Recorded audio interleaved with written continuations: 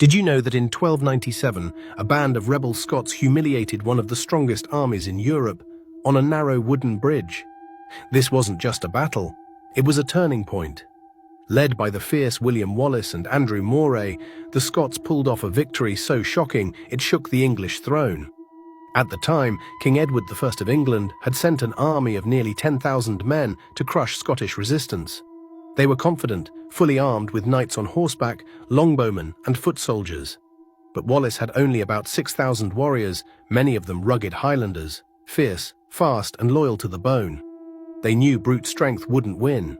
They had to use the land and their enemies' arrogance against them. The English needed to cross the River Forth using a narrow bridge barely wide enough for 2 men. That's where Wallace set the trap. He waited, calm, patient, watching as English troops slowly funneled across the bridge, just a few at a time. And then, the Scots struck. They charged from higher ground like a hammer smashing glass. The English who had crossed were crushed. There was no room to fight, no space to flee. Before the rest could follow, the bridge was destroyed, stranding hundreds in the river below. Many drowned. Others were cut down where they stood.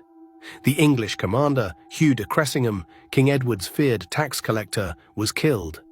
And legend has it that the Scots flayed his skin and turned it into belts. A brutal message: Scotland bows to no king. By the end, over 5,000 English soldiers were gone. The rest fled. Scotland had done the unthinkable, defeated England in open battle. Wallace was named Guardian of Scotland, a national hero. But the war was far from over. Edward would return, and the next battle would be even bloodier. If you love epic moments that changed history, like, share and follow for more true war stories.